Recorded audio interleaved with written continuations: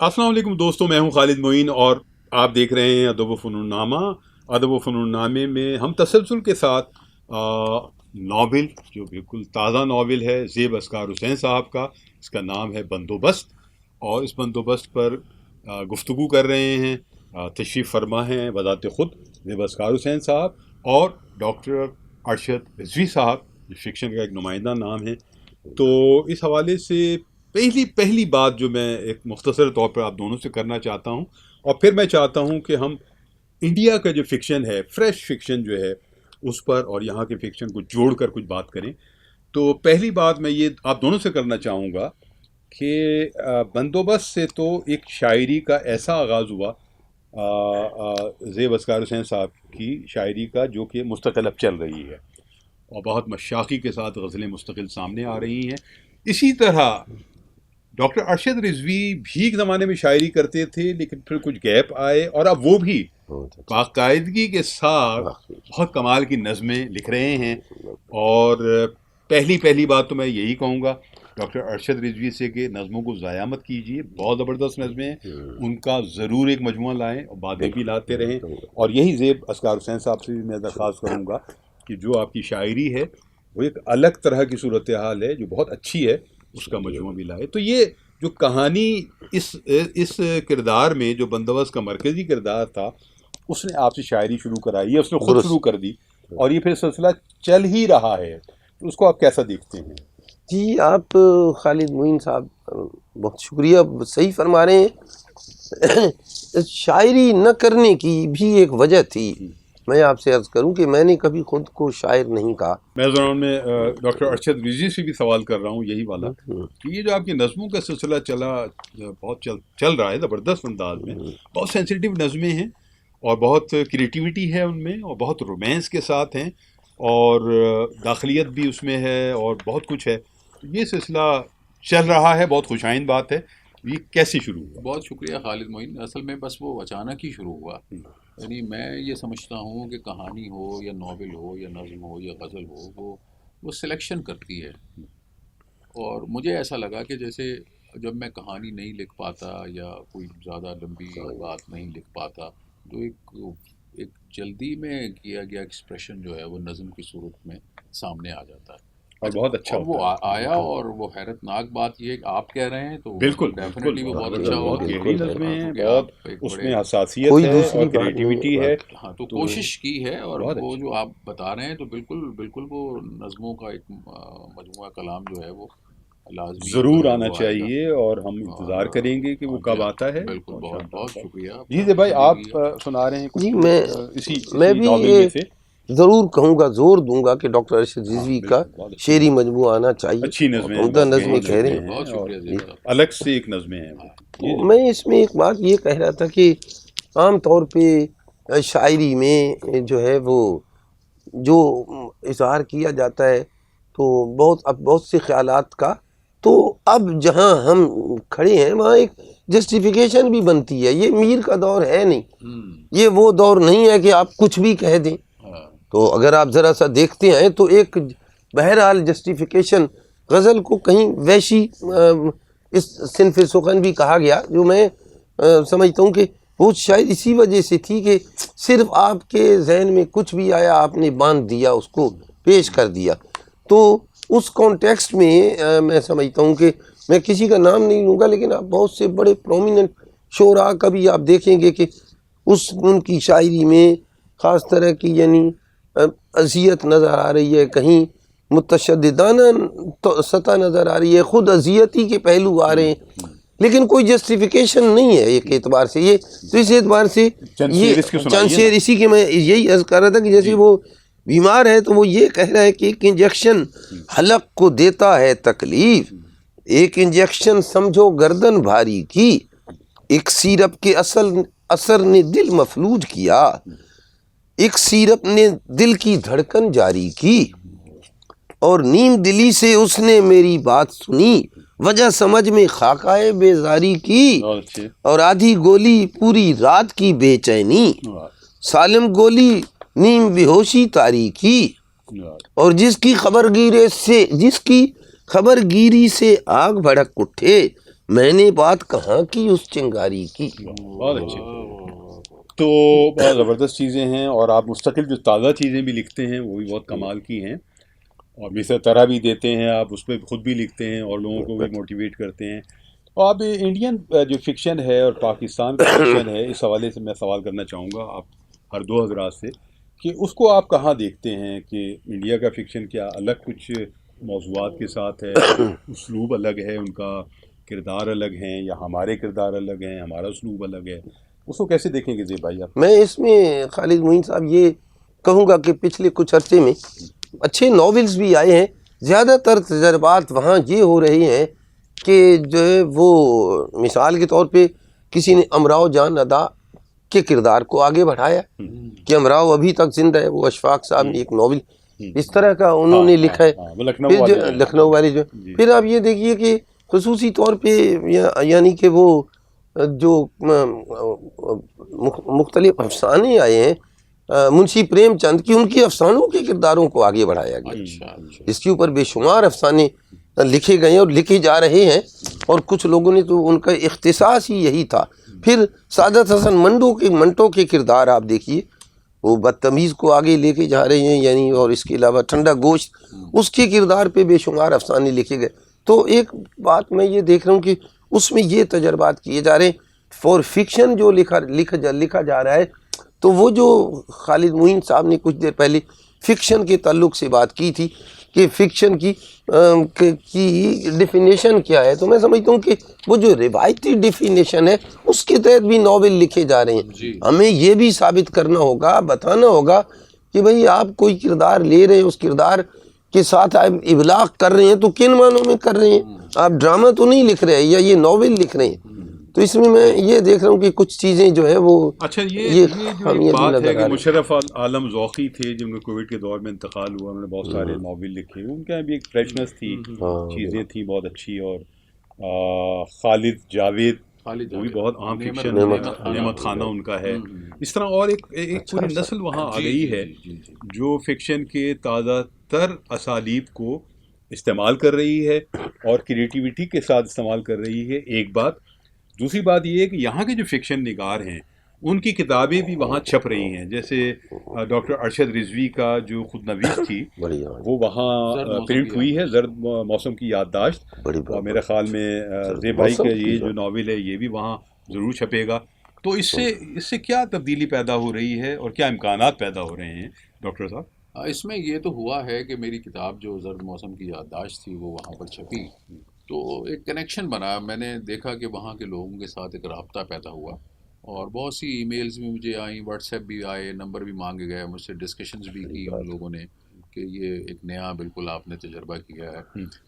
تو یہ بہت اچھا ہے. وہاں کی کتابیں بھی یہاں پاکستان میں چھپ رہی ہیں اور یہاں کی کتابیں وہاں چھپ رہی ہیں. بہت اچھا ہے، لیکن بس اس میں دشواری یہ ہے وہ کتابیں ہمیں مل نہیں پاتی. یہ بہت بڑی دشواری ہے. اچھا، رفاقت حیات کا بھی جو میر واقعی راتیں ہیں وہ بھی وہاں سے چھپا ہے، لیکن اور کامی شاہ کی ایک کتاب چھپی ہے، وہ کہانیوں کی کتاب بھی چھپی ان کی، اور اس طرح چیزیں ہو رہی ہیں. انتظار میں ہیں کامی شاہ، وہ کتابیں آ نہیں پاتی ہیں، یہاں ایک پرابلم ہے. یہ ایک بہت بڑا پرابلم ہے. تو ابھی بھی میری جو ایک کتاب ہے وہ لکھنؤ سے چھپ رہی ہے، پھر شام ڈھلی، جو آپ کی تازہ کتاب جو ہے کہانیوں کی کتاب ہے، اور یہ جنوری میں یہاں سے بھی چھپے گی پاکستان سے. تو یہ چھپ تو جاتی ہے وہاں پر. اچھا، میں یہاں مشرف عالم ذوقی اور جو خالد جاوید تو خیر بہت اچھے کہانی کار ہیں، رائٹر ہیں، نعمت قضا جیسے ان کی کتاب آئی ہے. میں انڈیا اور پاکستان میں ایک فرق واضح طور پر دیکھتا ہوں. جی ضرور.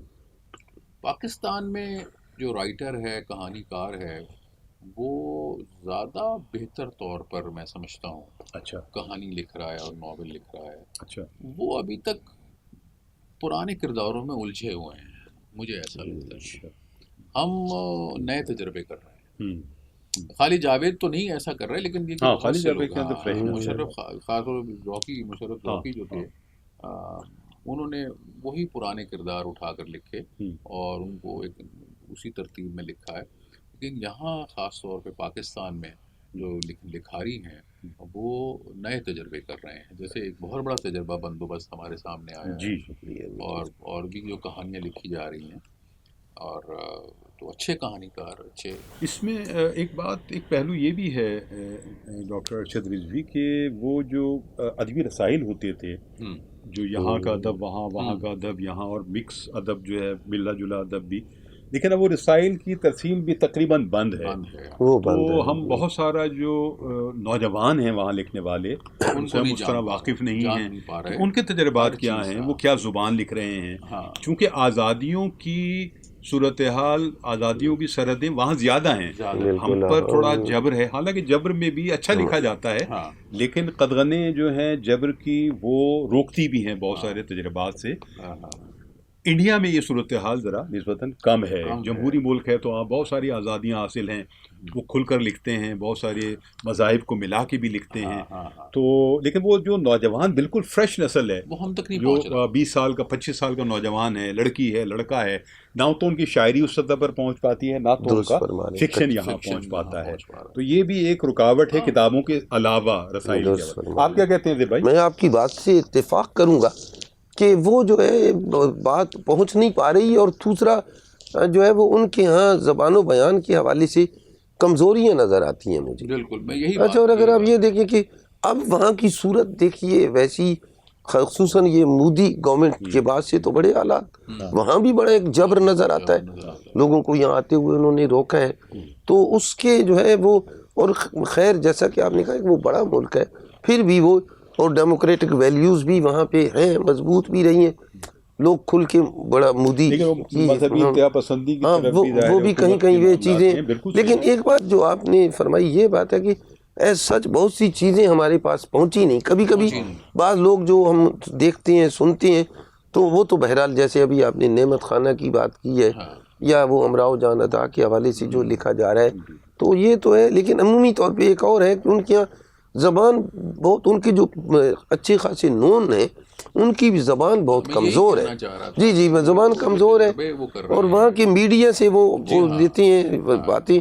ہمارے یہاں اردوتی رائے اس کی جو خود نوشت آئی ہے اردو میں بھی آ گئی ہے، اردو میں بھی آ گئی، اور وہ جو ان کی ناول خود ہی نظر آتی ہے وہ تو خیر باشعور.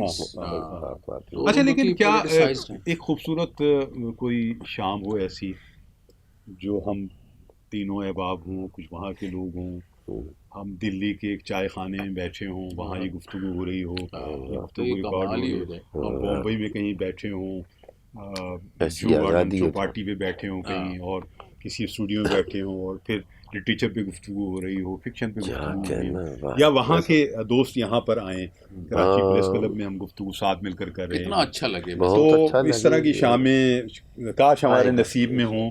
کتابوں کی ترسیل ساتھ ہو، یہاں کی کتابیں وہاں پہنچے، وہاں کی کتابیں یہاں آئیں، رسائل تقسیم ہو، آئے جائیں رسائل، احباب آئیں جائیں، صرف مشاعرے ہی نہیں، اس کے علاوہ بھی بہت کچھ لٹریچر میں بہت کچھ ہے. ہم سے جو پہلے کی نسل تھی اس نے اسی طرح تھا، وہ اسی آزادی کا لطف اٹھایا انہوں نے. طارق رئیس فروغ صاحب، آپ نے تو گفتگو ظاہر سماعت کی، اور ہمارا جو بنیادی معاملہ تھا وہ تھا بندوبست پہ، اور وہ زیب اسکار حسین صاحب کا یہ ناول ہے.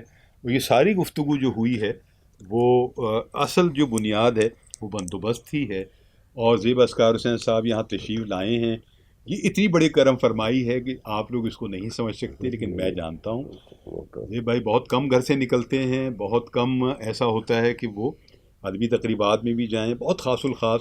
تو بڑی انہوں نے مہربانی کی، نوازش فرمائی کہ وہ یہاں تشریف لائے، اور ہمیں جو ہے ہم ان سے گفتگو کر سکے، اور آپ تک یہ گفتگو پہنچا بھی رہے ہیں. اور اس کا ایک سبب جو ہے یہ ناول بھی شائع کیا ہے، وہ طارق رئیس فروغ صاحب نے شائع کیا ہے، انہی کی پبلیکیشن سے شائع ہوا ہے. تو طارق رئیس فروغ صاحب سے ہم یہ پوچھیں گے کہ یہ جو ایک ناول ہے بندوبست، بہت اہم ناول، اور ایک ایسا ناول ہے جو یقیناً جو سارے ناول ہیں ہمارے ہم عصر ادب کے، اس میں بہت منفرد اور ممتاز ناول ہے. تو یہ آپ کو کیسے خیال آیا طارق رئیس فروغ صاحب کی یہ ناول چھاپا جائے؟ دیکھیں، میں سب سے پہلے تو مبارکباد دیتا ہوں زیب اسکار حسین صاحب کو اور آپ کو اس پروگرام کرنے پہ ادب و فنون نامہ کا.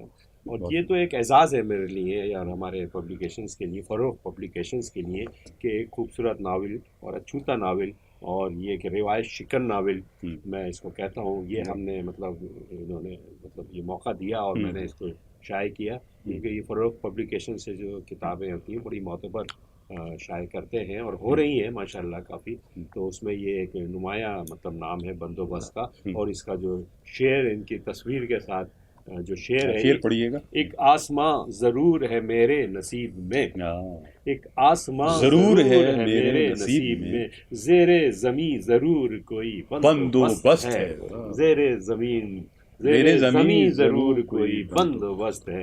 تو یہ اس جو آپ کا شعر ہے، یہ شعر پورا مفہوم ادا کر دیتا ہے ناول کا، اور جو اس میں ایک خاص کر جو لاسٹ پیج پہ جو لاسٹ لائن ہے، جی جو اس ناول کی لاسٹ لائن ہے، اختتامی صفحے پہ یہ اختتامی لائن جو ہے وہ بھی اس کی مفہوم اس پورے ناول کا ہے۔ گزشتہ ابتلا کے دور میں یہ فاصلہ مجھے نظر کیوں نہیں آیا تھا، ایک سوال چھوڑ دیا ہے زیب بھائی نے، اور یہ اس طرح کے جو جملے ہیں یہ جی پورے ناول میں موجود ہیں، جو زیب اسکار حسین صاحب کی جو وزڈم اور کریٹیوٹی ہے اور جو زبان پر ان کی دسترس ہے، اور جو فلسفے اور نفسیات اور پورے ادب کا نچوڑ وہ پیش کرتے ہیں، جگہ جگہ جملوں میں، چھوٹے چھوٹے جملوں میں بہت گہری اور بڑی باتیں انہوں نے کی ہیں اس ناول میں۔ اور ہمیشہ انہوں نے جو بھی فکشن لکھا ہے زیب اسکار حسین صاحب نے، وہ بلند معیارات کا لکھا ہے، اور پہلا ہی ناول جو ان کا ہے وہ بھی اعلیٰ معیارات کے تمام تقاضوں کو پورا کرتا ہے، اس پر پورا اترتا ہے، اور ہم متمنی رہیں گے کہ زیب اسکار حسین صاحب کے مزید ناول آئیں اور اسی طرح لکھتے رہیں، اسی طرح ہماری رہنمائی فرماتے رہیں اور ہماری سرپرستی کرتے رہیں۔ یہاں اس وقت اب ادب و فنون نامے سے خالد معین کو اجازت دیجیے، زیب اسکار حسین صاحب کو اجازت دیجیے، اور تاریخ رئیس فروغ صاحب کو اجازت دیجیے۔ خدا حافظ۔